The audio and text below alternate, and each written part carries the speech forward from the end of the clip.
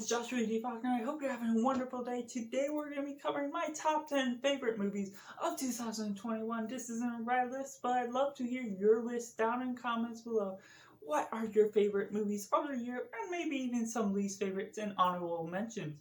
But coming in at number 10, we have The Woman in the Window. Now, I have a little bit of a bias having read the book before this, but normally sometimes movies don't adapt what the book does so well, and that's true for this movie to some extent, but still it captures most of what you're getting from the book, omitting some events and some things that don't translate quite as well, but seeing it put to screen really did work. Some actors didn't quite match what I envisioned, but you can't always get a perfect match for this adaptation.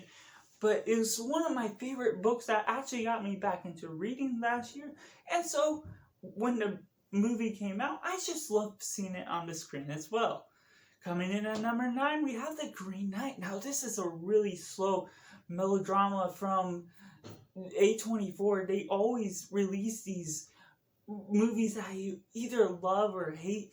And this one I just loved for just the craft that it was going into. I was almost falling asleep at sometimes and was really confused. But taking a step back at the bigger picture, it is just such a well-crafted hero's journey, just taking step by step throughout the whole way, and it feels lengthy as it's intentionally meant to be. It can have confusing parts based on a book I haven't quite read yet, or based on a short story I don't remember quite, but it still is intriguing enough with the visuals just alone, and just how you're getting crafted and invested in this character and in this fantasy world that's very expansive just for being one movie. Coming in at number 8, we have Zack Snyder's Justice League. This is the first superhero movie on his list that I highly enjoyed, so much better than the original one that was snubbed when Zack Snyder had to deal with the loss of his daughter. And this is just really well put together. Did it need to be 4 hours long? Maybe not. You definitely see where a lot of things could have cut shorter, but it seems like he just put everything out there. And yet, length doesn't detract from how well a film is and how well it's told. And so I really love how it's told, even if it is a huge chore to sit through it. Coming in with number 7, we have Spiderman No Way Home. This is such a blast that may not be the greatest film with the way the technical elements and how the story is told, things not explained, and just how they get through it. But now that it's sort of revealed, I can talk about spoilers just with Tobey Maguire and Andrew Garfield coming back, all 3 Spider-Man on the screen, was such a treat to see. And having all the older villains, Doc Ock and Green Goblin and Electro, and just having all that put together into one film was amazing, with the action, the visuals. While not always being the best in every single shot, is still something that is such a task that they really put together well, even if it does carry a lot of fan service for that sake.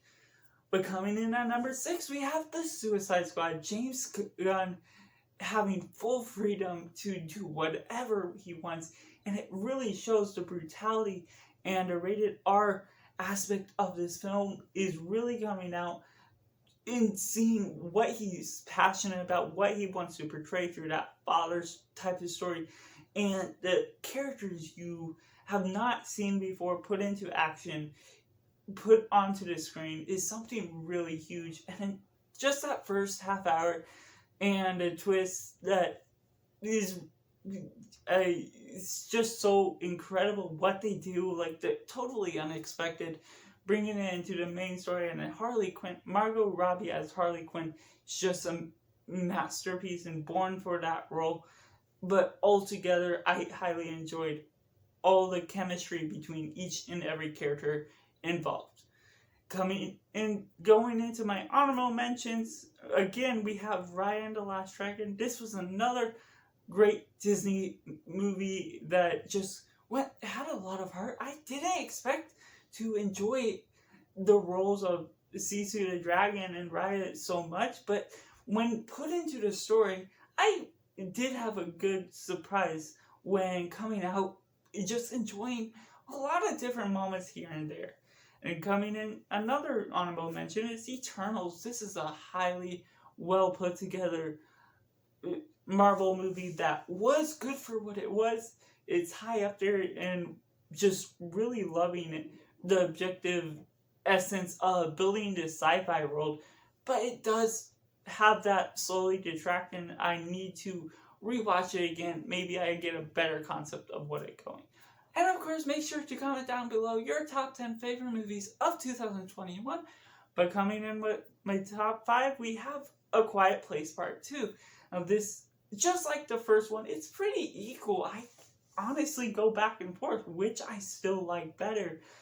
That it uses the quietness to its own means in working as a character in the story with very few words throughout the whole thing. Now this is a bit more of an adventure film that goes out of the claustrophobic type of environment, and you still get some of those moments where you're trapped in a train or trapped under this container.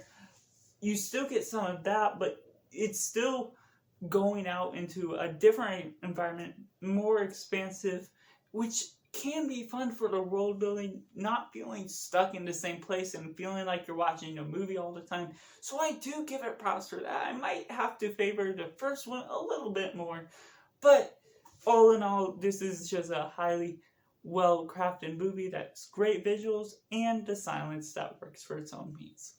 Coming in with number 4, we have No Time to Die, James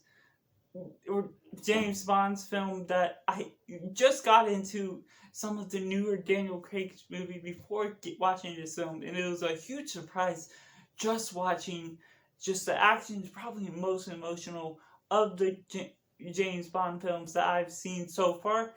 Highly, just the way they concluded his character arc just ended so well with all the action and just the decisions, and just giving him a daughter was such a great use to his character that added depth to his manlyhood and just his character in general. And I'm excited to check out other James Bond films in the future. And coming in at number 3, this could be a 2020 film for some people, but we have The Father. This is a crazy sort of aging film with an older generation, with this father that has dementia, forgetting things, and you're experiencing that through the storytelling involved, where sometimes it just switches and things are changing in the room from one scene to the next, and you're kind of confused along with what's going on and how you're invested in the story. And you know this father has dementia, but you don't expect the director to portray it in this sort of way that I absolutely love and invested with. Coming in with number 2, we have Tick, Tick, Boom. This is highly well put together. This crafted Johnny Larson's life in the 30s as he's turning 30, and so it becomes a personal story for me as well as a writer and author. Like, I may not be going into my 30s, but I still feel like I'm aging and feeling like I haven't yet gotten a book published or haven't yet gotten 1,000 subscribers on YouTube to where I'm really earning that income from the creativity passion, wanting to make a career out of my just love for filming and writing. And so just the soundtrack is absolutely amazing, and the story surrounding that is absolutely investful that I cannot watch this enough to really grasp what is really going on in the story involved. And even this Saturday, I'm going to be releasing a soundtrack ranking, so be sure to subscribe so you don't miss out on that. But this is still just a highly enjoyable film that I love the soundtrack over and over, which is why I need to rank it. But coming in at number 1, we have Dune. Now, this was another movie where I read the book beforehand, and I even got a review on the book as well as on the to movies in general. But this is a highly enjoyable movie where it's just a perfect score, a perfect cast that I was worried about such big names for them, but they really sink into the roles that are really put from page to book, page to screen, and just the way it's portrayed just feels like the perfect adaptation. And this is only like the first half of the book. We still have yet to get Dune Part 2 next year, which I'm highly looking forward to. But Dune Part 1 on its own is just highly enjoyable with everything, the craft, characters, everything involved, bringing from page to screen. And that's why I put Dune at number 1. Well, that's just my top 10 of 2021. I only watched so many movies. Watched quite a few, though. So that's how I ranked my top 10 movies of 2021. And we all watched different films from last year. But I'd love to hear your take on this list, as well as what you have put in your top 10 in 2021. Thank you for watching. Bye.